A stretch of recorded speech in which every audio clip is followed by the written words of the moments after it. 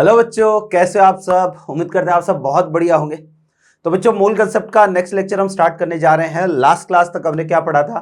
तो last class तक हमने बात कर ली थी भैया जी वेपर डेंसिटी की, कि वेपर डेंसिटी क्या है ना, उस पर क्वेश्चन कैसे कैसे बन सकते हैं। हमने लास्ट क्लास तक सारी चीजें हमने पढ़ ली थी। आज हम क्या पढ़ेंगे? तो आज की क्लास में हम बात करेंगे भैया जो एक गैसियस मिक्सचर होता है उसका एवरेज मॉलिक्यूलर वेट कितना होता है। अब समझना जरा, देखो मोल की कैलकुलेशन, छोटी मोटी कैलकुलेशन मोल कैसे कैलकुलेट करते हैं, है ना। मोल से संबंधित, मोल से रिगार्डिंग कोई भी कैसा भी क्वेश्चन आता है तो मैंने आपको क्या बता रखा है कि सबसे पहले आपको एक ही काम करना है और वो है नंबर ऑफ मोल कैलकुलेट करना। तो ये सारी बातें हम ऑलरेडी पहले डिस्कस कर चुके हैं। अब आप समझो कि यार मान लो कि कोई कंटेनर है मेरे पास, ठीक है, कि जैसे कोई कंटेनर है, ये एक कंटेनर है, ठीक।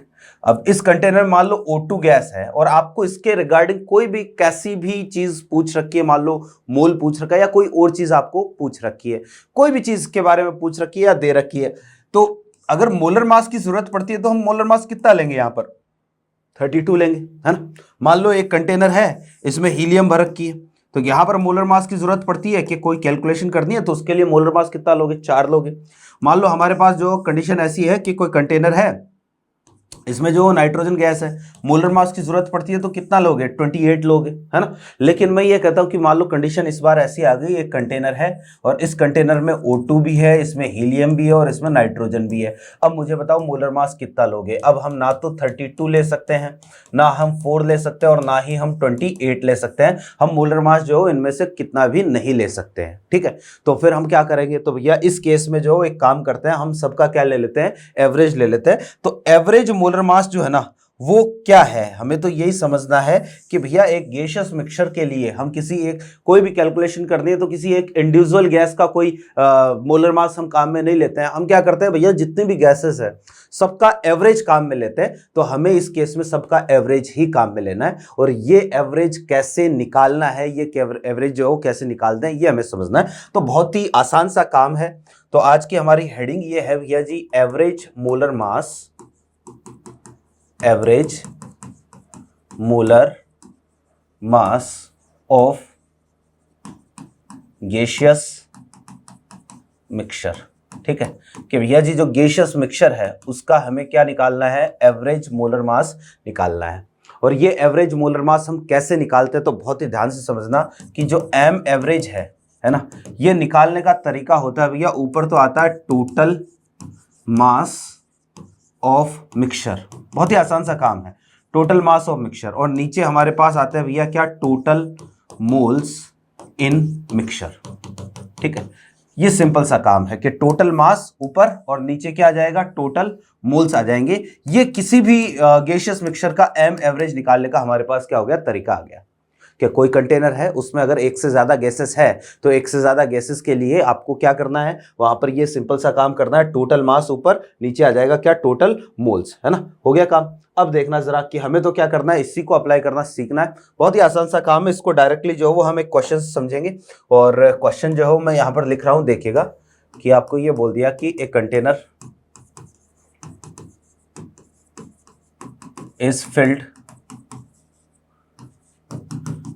with 16 gram of helium, 16 gram of CH4 and, ठीक है, और आपको एक दे दिया जैसे मान लो 32 ग्राम ऑफ O2, ठीक।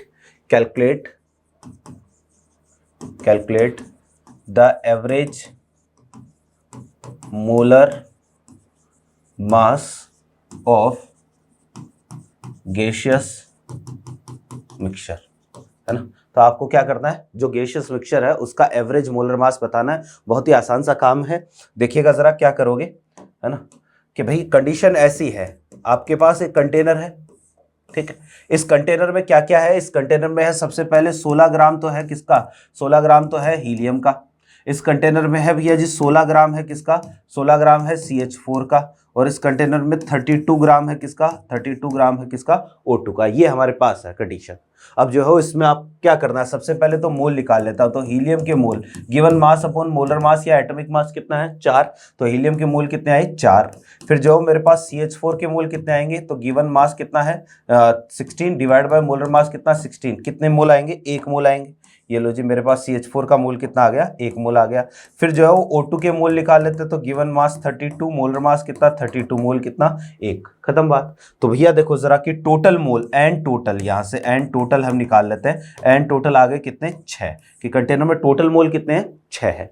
अब खत्म कि आपको तो क्या करना है, एम एवरेज निकालना है। तो एम एवरेज निकालने का तरीका मैंने अभी आपको बताया क्या है, total mass divide by total mole. तो आप देखो टोटल मास तो कितना हो जाएगा 16 16 32 और ये कितना 64, तो 64/6 ये ही हमारा क्या है आंसर है। 32 बाई कितना आ गया 3 आ गया।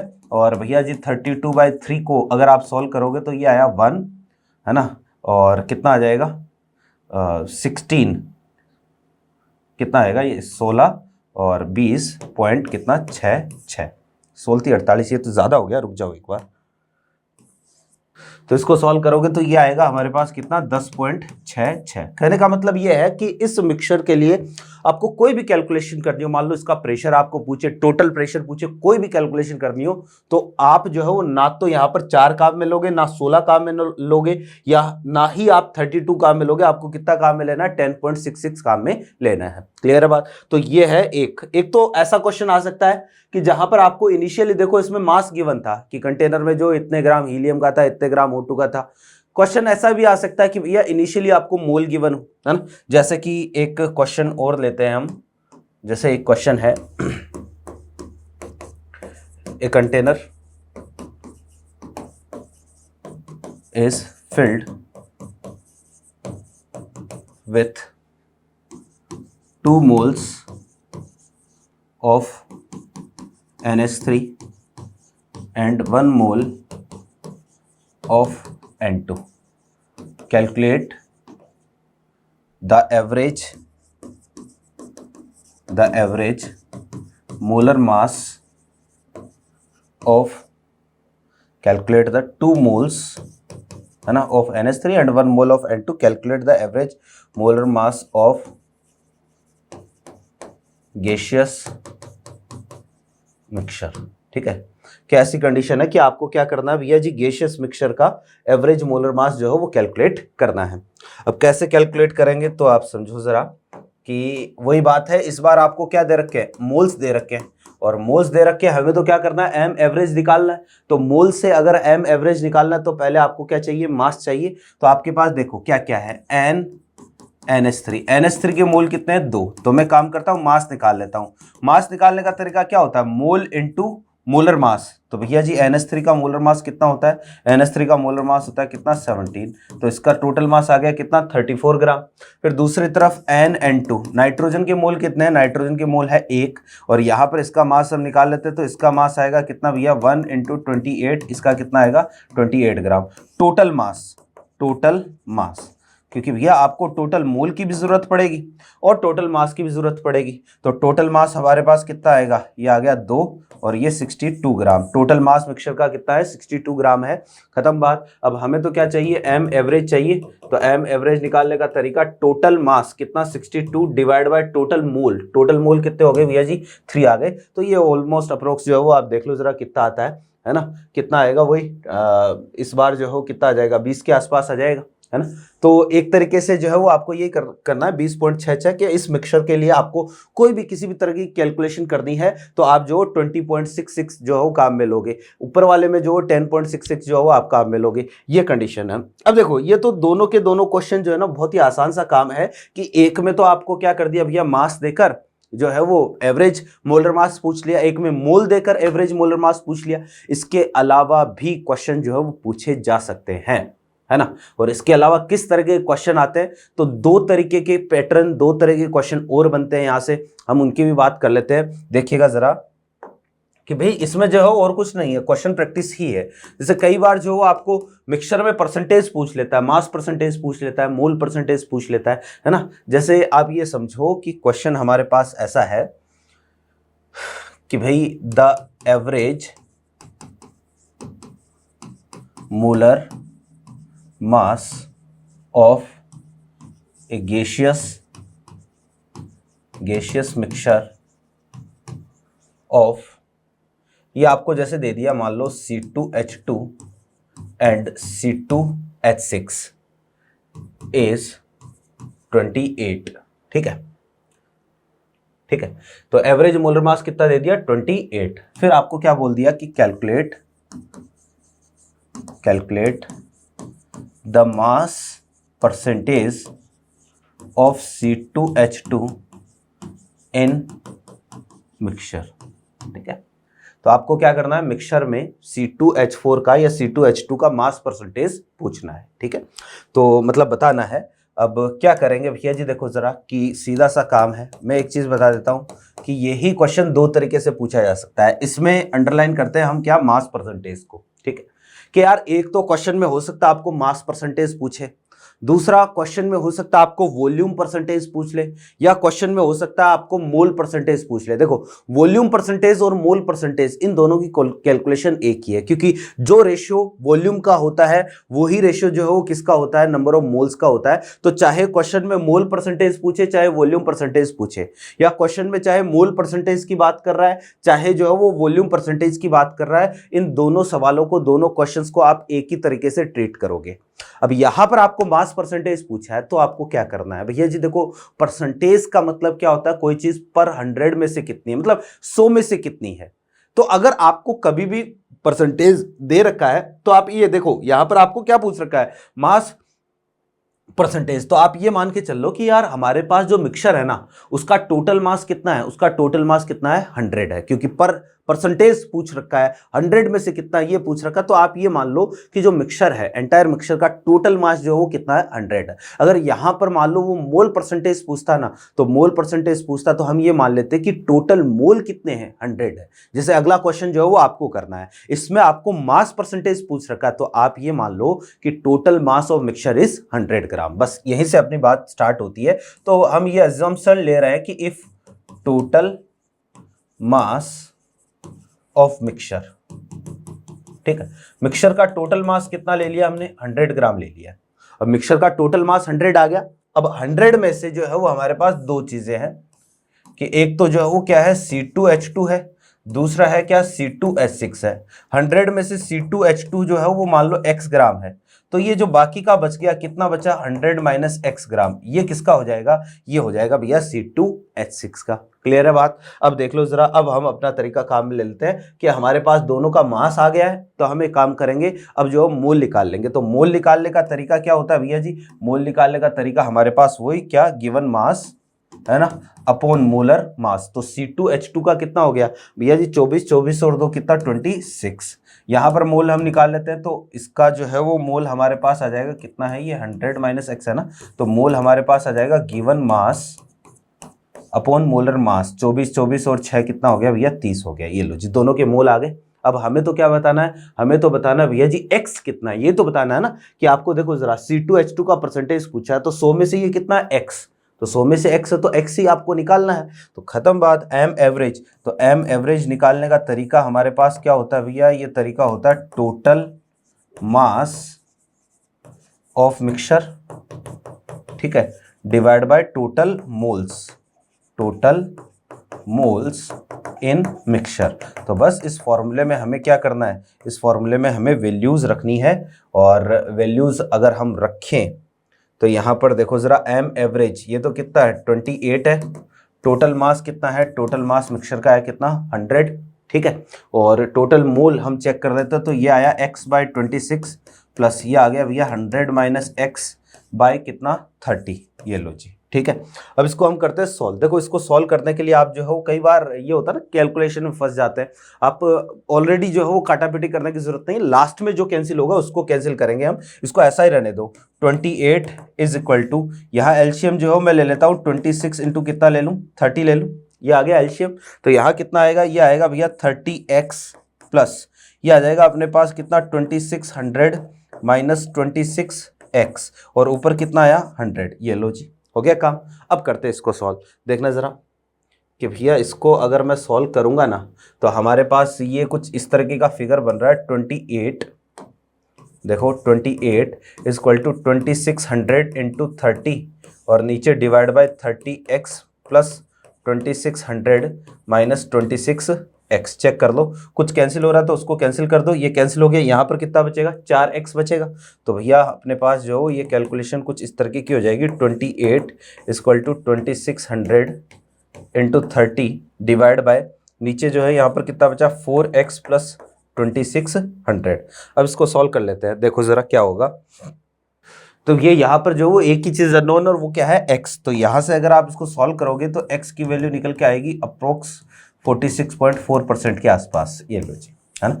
तो इस तरीके से जो एक तो क्वेश्चन आपको मिल सकता है जिसमें मास परसेंटेज आपको पूछ रखा है।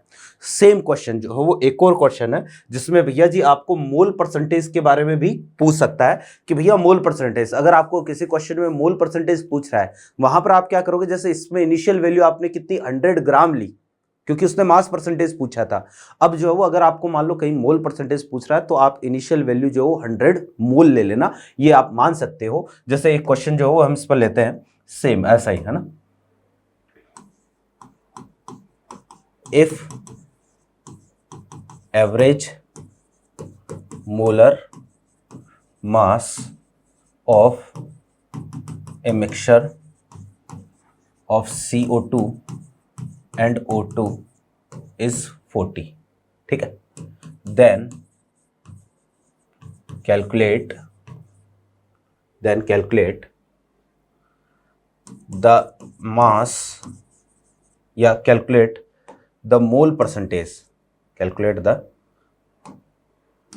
mole percentage of O2 in mixture, ठीक है। या इसी क्वेश्चन में आपको ये भी बोल सकता है calculate the volume percentage of O2 in mixture. Question जो है यही कई तरीकों से आ सकता है, calculate the volume percentage of O2 in mixture, calculate the mole percentage of O2 in mixture, या फिर आपको केवल इतना भी बोल सकता है calculate the percentage of O2 in mixture. तो अगर ऐसा भी सवाल आता है तो आपको क्या करना है, वहां पर एक तरीके से मोल परसेंटेज ही बताना है कि अगर परसेंटेज मेंशन नहीं है कि मास परसेंटेज है, वॉल्यूम परसेंटेज या मोल परसेंटेज है, तो आपको वहां पर क्या बताना होता है, मोल परसेंटेज ही बताना होता है। तो यहां पर आप देखो जरा कि वही सीधा सा काम है ना, कि भैया the average molar mass of a mixture, हमारे पास देखो क्या है, एक तो CO2 है। आप ये मान लो कि आपको देखो इस बार क्या पूछा है, मोल परसेंटेज पूछा है ना। तो मोल परसेंटेज पूछा तो हम यहां ये मान के चल लेंगे कि भैया टोटल जो मोल है ना मिक्सचर में वो कितने 100 है। तो if total moles in mixture is 100, ठीक है। तो ये हम मान लेते हैं 100 मोल है। देखो इस क्वेश्चन को सॉल्व करने के दो तरीके हैं। पहले मैं आपको पूरा तरीका बताता हूं, आपको क्या करना है, टोटल 100 मानना है और ठीक वैसे ही सॉल्व करना है जैसे पिछले वाला क्वेश्चन हमने सॉल्व किया था। दूसरा शॉर्ट मेथड भी मैं अभी आपको बताऊंगा। अब 100 में से हम ये मान लेते हैं कि भैया 100 में से जो x है ना, NCO2 या NO2, ये तो हम मान लेते हैं कितना x है, और NCO2 जो हो जाएगा वो कितना हो जाएगा, ये आ जाएगा भैया जी 100 माइनस x। क्लियर है बात। तो अब ये क्या है, ये मोल है। पहले हमारे पास इसी को हमने क्या माना था, मास माना था, और मास से जो है वो हमने मोल निकाल लेते हैं। अब मोल से हम क्या करेंगे, मास निकालेंगे। हमारे पास मोल आ गए तो भैया मास निकालने का यहाँ पर तरीका क्या रहेगा भैया जी, मोल इंटू मोलर मास। ये तो इसका मास तो आ गया कितना 32x ग्राम, ठीक है। इसका तो आएगा कितना 32x ग्राम, और यहाँ पर जो है वो मास हमारे पास कितना आ जाएगा भैया, इसका आ जाएगा 100 माइनस x इंटू कितना हो गया 44। तो ये आ जाएगा 4400 माइनस x, और ये कितना ग्राम। ये लो जी, हो गया काम, दोनों का मास आ गया। अब जो एक काम करते हैं, एम एवरेज का जो फॉर्मूला है उसमें वैल्यूज रख देते हैं, बस इतना ही करना है आपको, ज़्यादा कोई काम नहीं करना है। तो एम एवरेज निकालने का तरीका हमारे पास क्या है भैया, ये है total mass of mixture divide by total moles in mixture, ठीक है। ये लो जी, मोल्स इन मिक्सचर यहां रखते हैं और इसको सॉल्व करते हैं। देखो जरा क्या होगा, एम एवरेज तो कितना है, एम एवरेज आपको दे रखा है कितना 40, टोटल मास तो भैया टोटल मास एक तो आ गया 32x प्लस ये आ जाएगा 44, और ये 100 माइनस कितना x divide by total moles in mixture कितना आ गया 100 आ गया। सॉल्व कर लेते हैं इसको, केवल एक ही चीज़ अननोन है x, और वही आपको क्या करना है, निकालना है।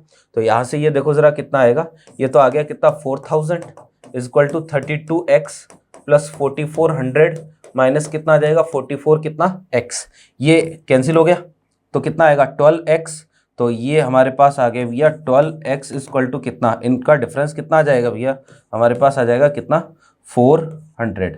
ठीक है कि भाई 4400 है, ये 4 जा रहा है तो 400 आ गया, तो x की वैल्यू जो है वो हमारे पास आ जाएगी कितनी 400 डिवाइड बाय कितना 12, है ना, तो ये आ गया भैया जी 33.33%। ये लो जी, ये x आ गया। कहने का मतलब ये है कि अगर मोल परसेंटेज या वॉल्यूम परसेंटेज की बात करें ना, तो इस मिक्सचर में ऑक्सीजन का मोल परसेंटेज कितना है, ये है 33.33%। अब देखो ये तो एक बात है कि भाई इस तरीके से आप सॉल्व कर सकते हो, एक सी का डायरेक्ट मेथड हो रहा है। अब वो सीखना है हमें, क्योंकि भाई हम हर बार इतनी कैलकुलेशन तो नहीं कर सकते ना, तो आप देखो डायरेक्ट मेथड क्या है ना। लेकिन ध्यान में रखना कि ये जो डायरेक्ट मेथड मैं आपको बता रहा हूं ना, ये डायरेक्ट मेथड केवल और केवल इसी सवाल के लिए है कि भाई जिसमें आपको मोल परसेंटेज या जिसमें आपको मास परसेंटेज पूछ रखा है ना, कि मोल परसेंटेज या मास परसेंटेज पूछ रखा है, ये उसी पर लागू है। ये जो है वो सॉरी, ये मोल परसेंटेज वाले पर ही लागू है, मास परसेंटेज वाले पर लागू है। मास परसेंटेज वाला जो है वो उसके लिए तो आपको वही तरीका काम में लेना पड़ेगा कि इनिशियल 100 ग्राम मानना पड़ेगा, 100 में से एक को x मान लिया, दूसरे को 100 माइनस x। जिस क्वेश्चन में आपको मोल परसेंटेज पूछ रखा है ये केवल उसी पर लागू होगा, मोल परसेंटेज या वॉल्यूम परसेंटेज पूछ रखा है उसी पर लागू होगा। देखना क्या है डायरेक्ट तरीका, हमारे पास 3 चीजें होगी, है ना। जैसे यहां पर 3 चीजें क्या है कि एक तो हमारे पास गैस है भैया जी O2, एक है हमारे पास गैस है कौन सी CO2। अब 3 तरीके के हमारे पास मॉलिक्यूलर वेट होंगे। O2 का मॉलिक्यूलर वेट है कितना 32, CO2 का मॉलिक्यूलर वेट है कितना 44, और एक होगा भैया m एवरेज। तो ये जो है वो इन दोनों के बीच में जो है वो m एवरेज, जिसका मोल परसेंटेज ज्यादा होता है m एवरेज उसके ज्यादा नजदीक होता है। तो भैया CO2 का मोल परसेंटेज ज्यादा होगा, क्यों, क्योंकि m एवरेज CO2 के मोलर मास के ज्यादा नजदीक है। m एवरेज कितना है 40 है। ये हमारे पास कंडीशन है। 3 तरीके के एवरेज या 3 तरीके के मोलर मास हो गए, एक तो दोनों गैसों के मोलर मास और एक तीसरा हो गया क्या m एवरेज। ठीक है, अब यहां पर देखो जरा कि आपको क्या बताना है, O2 का परसेंटेज बताना है। इनका डिफरेंस चेक कर लेते हैं भैया जी। डिफरेंस का मतलब ये है यहां पर जैसे इन दोनों का डिफरेंस कितना हो गया हमारे पास भैया, ये है हमारे पास क्या m एवरेज, ठीक है। इनका डिफरेंस हम चेक कर लेते हैं।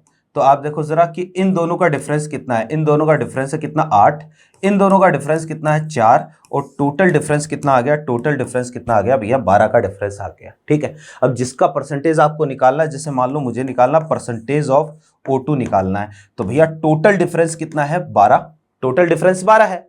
और जिसका परसेंटेज आपको बताना उसको छोड़कर बाकी दो का डिफरेंस, कि जैसे O2 का मुझे बताना है तो इसको छोड़ दो, O2 का छोड़ दो, और बाकी दो का डिफरेंस कितना आया, बाकी दो का डिफरेंस आया 4 इंटू कितना कर दिया 100, ये आएगा भैया 33.33%। ये लो जी, खत्म बात।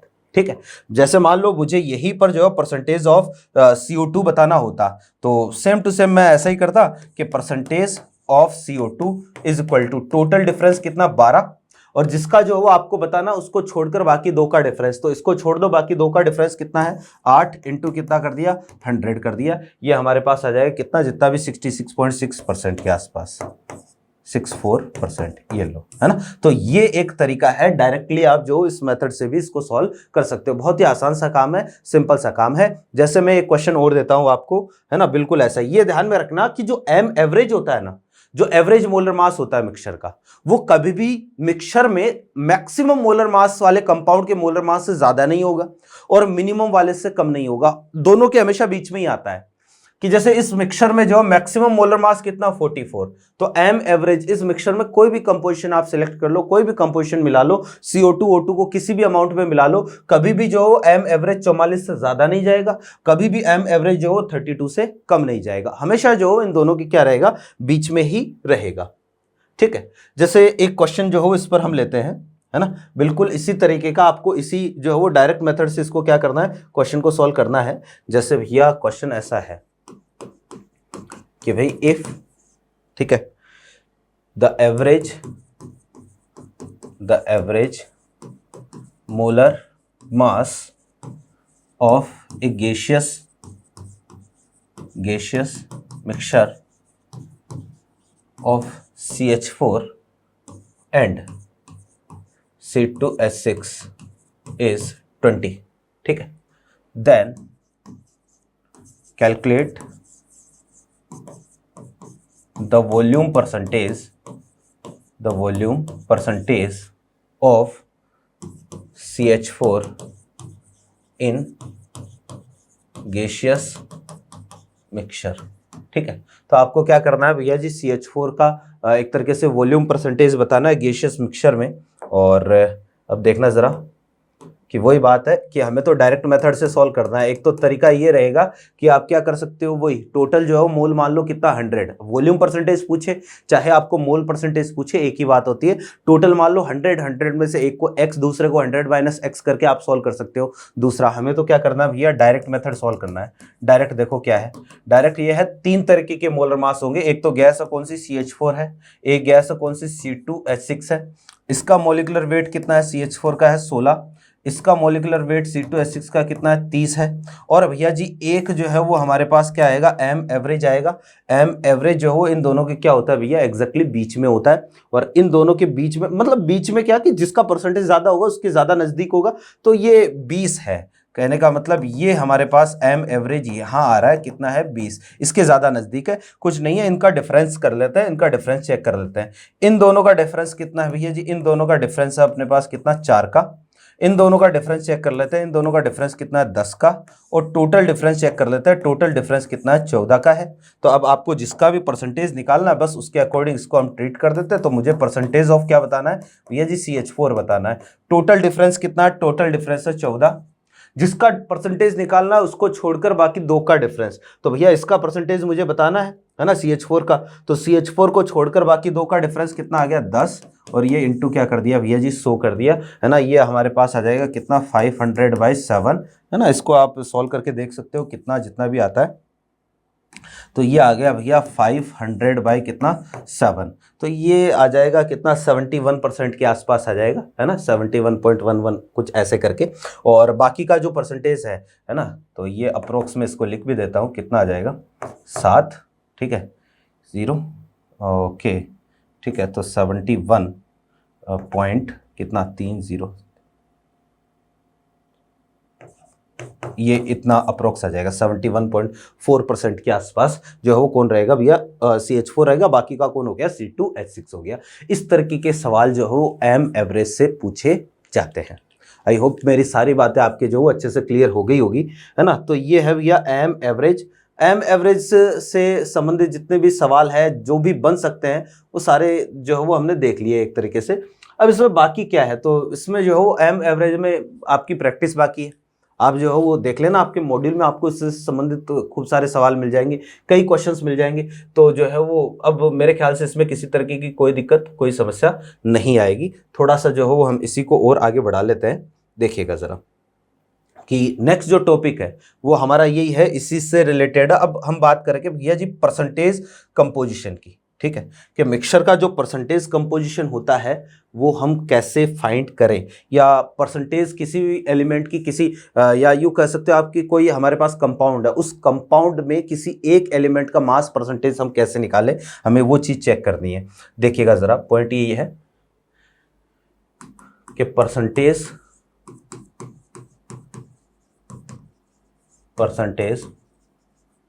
कंपोजिशन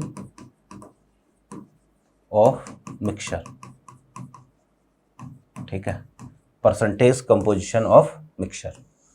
बहुत ही आसान सा काम है, ठीक है, कि जैसे या मिक्सचर की बात नहीं, परसेंटेज कंपोजिशन, केवल इतना ही देख लेते हैं। मिक्सचर की बात हम बाद में करेंगे, परसेंटेज कंपोजिशन, ठीक है। देखो कि भाई बात ऐसी है कि जैसे हमारे पास जो है वो आपको मैंने दे दिया H2 और मैंने आपको पूछ लिया कि यार H2O में हाइड्रोजन का परसेंटेज कितना है। और यहाँ पर परसेंटेज का मतलब है एक तरीके से मास परसेंटेज, मोल परसेंटेज की बात नहीं करेंगे हम, मोल परसेंटेज की बात तो हमने कर ली है अभी, है ना। तो यहाँ पर जो परसेंटेज का मतलब मास परसेंटेज की हाइड्रोजन का मास कितना है, टोटल जितना भी H2 है ना उसमें से हाइड्रोजन का मास कितना है। तो आप देखो H2O का जो मोलर मास होता है वो कितना होता है, 18 होता है। मोलर मास कितना, 18। अब 18 में से मुझे बताओ हाइड्रोजन कितना है, 18 में से हाइड्रोजन कितना है 2, गुणा कर दो कितने से, 100 से, मल्टीप्लाई कर दो 100 से, ये आ गया परसेंटेज ऑफ हाइड्रोजन। जैसे भैया H2 है, टोटल कितना है 18, 18 में से ऑक्सीजन का कितना है, ऑक्सीजन का 16, इंटू कर दिया कितने से 100 से, ये आ गया परसेंटेज ऑफ ऑक्सीजन। कहने का मतलब आपको सिंपल सा काम ये करना है कि अगर आपको जब भी परसेंटेज बताना हो कि किसी भी कंपाउंड में किसी एलिमेंट का परसेंटेज बताने का तरीका क्या है, नीचे तो क्या रहेगा हमेशा टोटल मोलर मास या मोलर मास ऑफ कंपाउंड, और ऊपर क्या रहेगा, जिस एलिमेंट का आप मास परसेंटेज बता रहे हो उस कंपाउंड में उस एलिमेंट का टोटल मास, है ना। तो भैया देखो जरा कि परसेंटेज या mass percentage of element in compound, ठीक है। तो ये निकालने का तरीका क्या आ गया, नीचे तो क्या रहेगा, नीचे तो हमेशा रहेगा क्या, टोटल या मोलर मास, है ना, मोलर मास ऑफ कंपाउंड, ठीक है। नीचे तो हमेशा रहेगा भैया जी मोलर मास ऑफ कंपाउंड, ठीक है। और मोलर मास में से आपका जो एक तरीके से आप बोल सकते हो कि भैया जो एलिमेंट है उसका मास कितना है, तो ऊपर आ जाएगा भैया जी total mass of element in compound, है ना। और इनटू क्या कर दिया, इनटू कर दिया 100। ये लो जी, हमारे पास क्या आ जाएगा, मास परसेंटेज ऑफ एलिमेंट आ जाएगा। सिंपल सा काम है ना। अब इसी को हम एक और तरीके से लिख सकते हैं, जैसे मान लो कि यार CO2 था, है ना, और CO2 में मुझे क्या करना है, O2 का मास परसेंटेज बताना है। तो आप क्या लिखोगे, नीचे कितना आएगा 44, ऊपर क्या आएगा भैया, जैसे O2 का एक ऑक्सीजन की एक एटम का के लिए हम एटॉमिक मास कितना लिखते हैं, 16 लिखते हैं। तो 2 है तो इंटू क्या कर दो 2, और टोटल कितना 100, है ना, मतलब इंटू 100 कर दिया। तो आप देखो कि ऑक्सीजन का टोटल मास कितना हो गया, 32 हो गया है ना। और 32 को आपने कैसे लिखा, atomic mass into total number of atoms. तो इसी को आप इस तरीके से भी लिख सकते हो, ये जो फॉर्मूला लिखा है इसी को हम ऐसे भी लिख सकते हैं, देखना जरा कि मास परसेंटेज, है ना। तो नीचे तो क्या रहेगा, वही मोलर मास ऑफ कंपाउंड, नीचे तो हमेशा जो क्या रहेगा, मोलर मास ही रहेगा। ऊपर जो है वो हम ऐसा भी बोल सकते हैं, यहां आएगा भैया एटॉमिक वेट ऑफ एलिमेंट, ठीक है, जो टोटल मास ऑफ एलिमेंट है ना in compound, total mass of element in compound, इसी को हम ऐसे भी लिख सकते हैं atomic weight of element into जो है वो सेट कर दो और मल्टीप्लाई बाय कितना 100। ये लो जी, आप इसी चीज को ऐसे भी लिख सकते हो। और Z क्या है, Z है यहां पर total number of atoms of element in compound, ठीक है। ये हमारे पास हो गया total number of atoms of element in compound, या in one molecule of compound, आप इसको यू भी बोल सकते हो, in one molecule of compound, ठीक है। तो ये हमारे पास कंडीशन है किसका, परसेंटेज निकालने का, है ना। अब कोई भी कंपाउंड है, जैसे मान लो एक दो हम इस पर एग्जांपल लेते हैं कि भाई कैसे आपको करना है। और देखो इसी मास परसेंटेज के बेसिस पर ही हम आगे एक टॉपिक है एम्पिरिकल फार्मूला, मोलिकुलर फार्मूला, वो टॉपिक जो है वो हम इसी के आधार पर पढ़ते हैं, है ना। और बहुत ही आसान सा काम है, सिंपल सा काम है।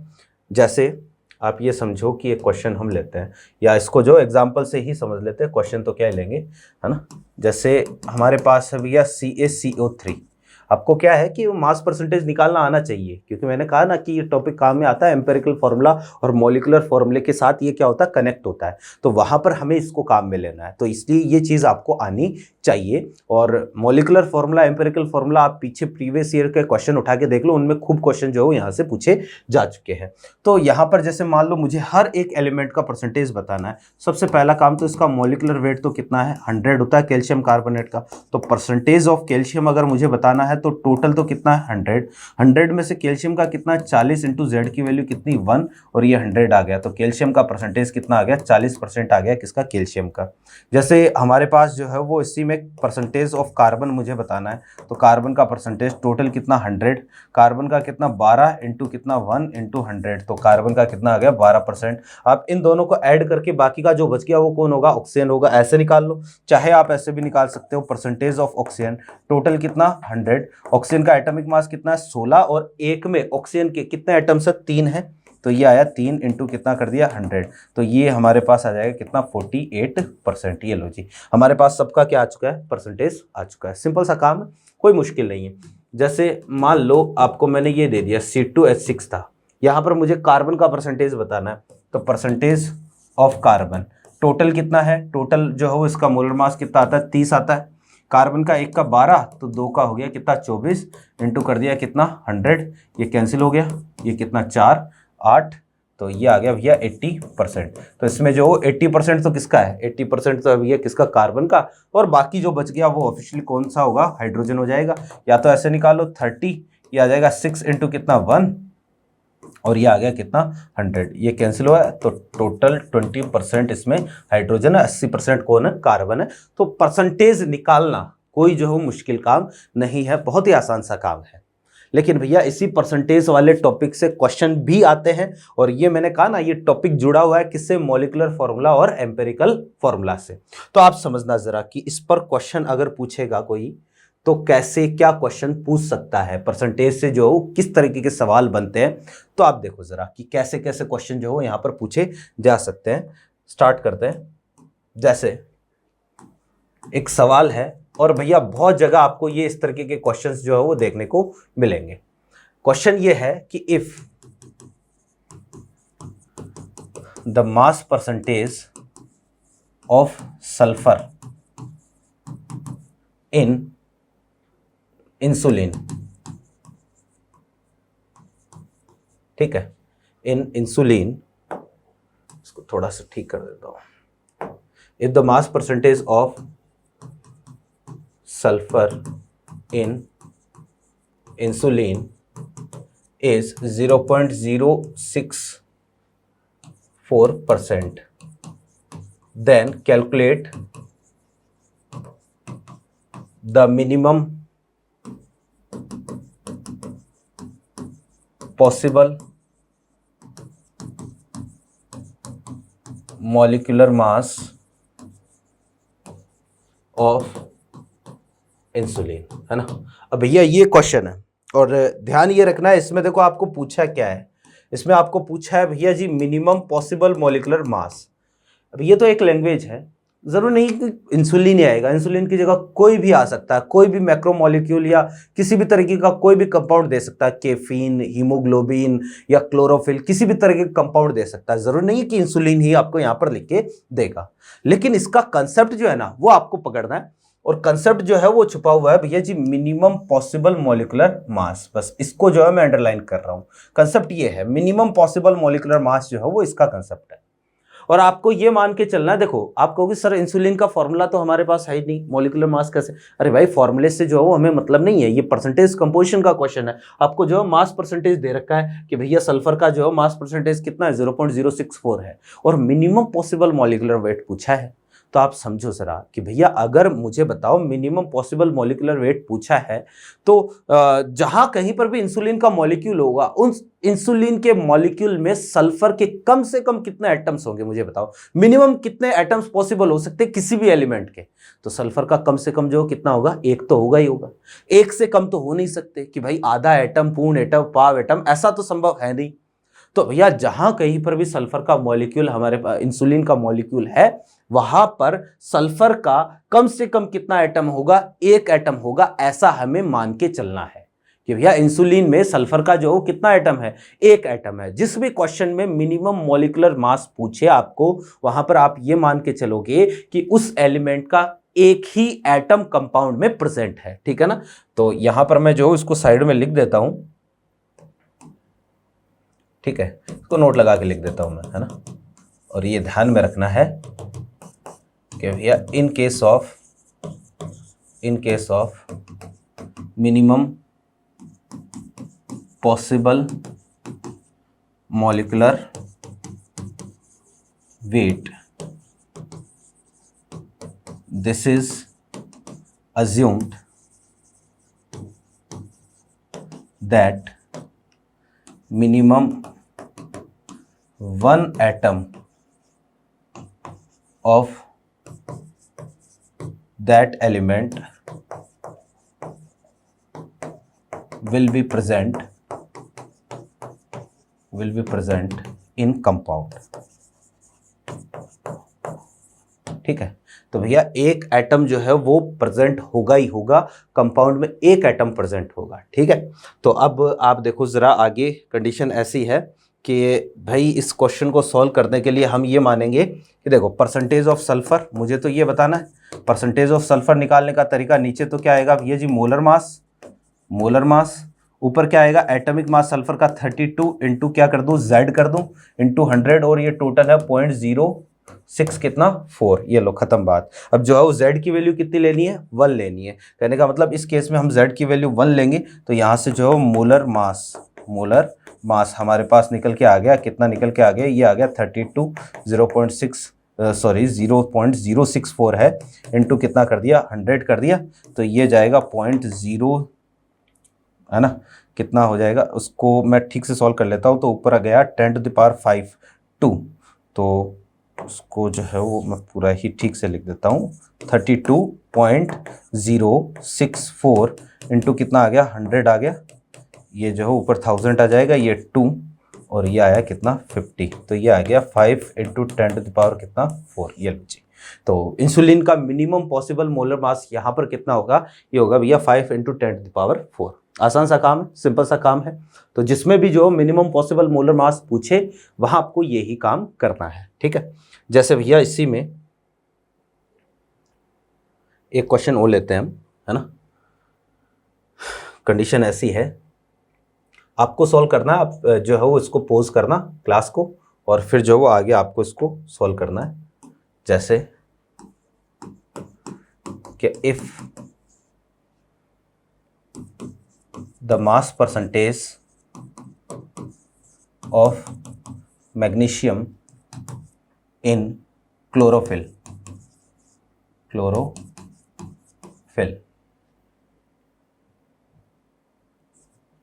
ठीक है, is ये आपको दे दिया 0.24%, then calculate the minimum, chlorophyll ठीक नहीं है ना,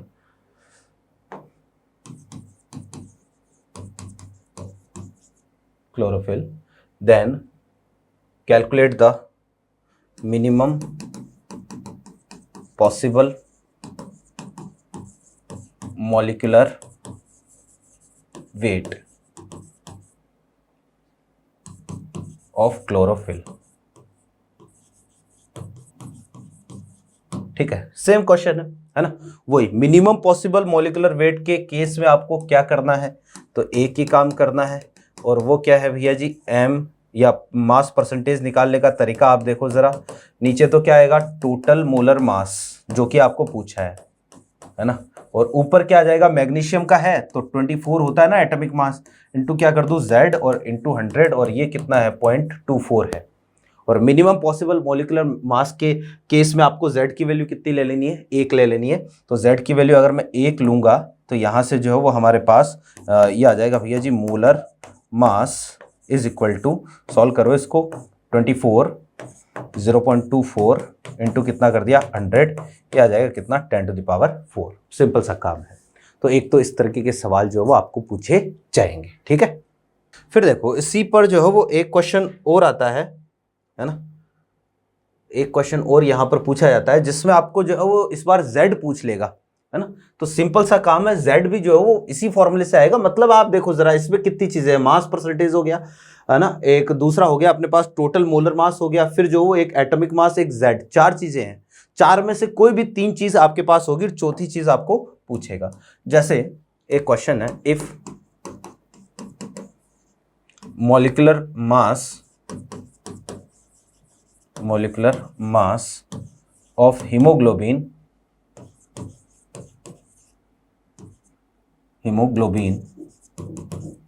is 94,000 U, ठीक है, and the mass percentage of Fe is 0.238%. Then calculate the number of atoms.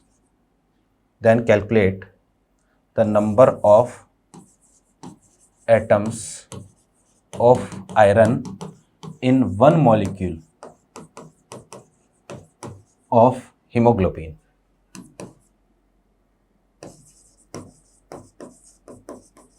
ठीक है, आपको जो सेम क्वेश्चन है, हीमोग्लोबिन इज 94,000 यू। मैंने कहा ना कि आपके पास चार चीजें हैं, चार में से कोई भी तीन आपके पास होगी, चौथी आपको पूछेगा। तो सीधा सा काम ये है कि भैया जी कंडीशन ऐसी है कि मास परसेंटेज हमें निकालना है। तो मास परसेंटेज निकालने का तरीका वही, नीचे तो क्या आएगा, मोलर मास आएगा, है ना। ऊपर क्या आएगा इस बार 56, एटॉमिक मास 56 इंटू क्या कर दूं Z, और इंटू क्या कर दिया 100 कर दिया। तो यहाँ पर जो है वो परसेंटेज कितना है, मास परसेंटेज है हमारे पास 0.238, है ना। आयरन का कितना 56 इंटू Z, यहाँ कितना आएगा 94,000 और इंटू क्या 100, इसको कैंसिल कर दिया। यहाँ से Z आप सॉल्व करोगे ना तो Z नियरेस्ट इंटीजर जो है Z का कितना आएगा 4 आएगा। आप इसको सॉल्व करोगे तो हो सकता है 3.98 कुछ ऐसा आ जाए या 4.12 कुछ ऐसा आ जाए।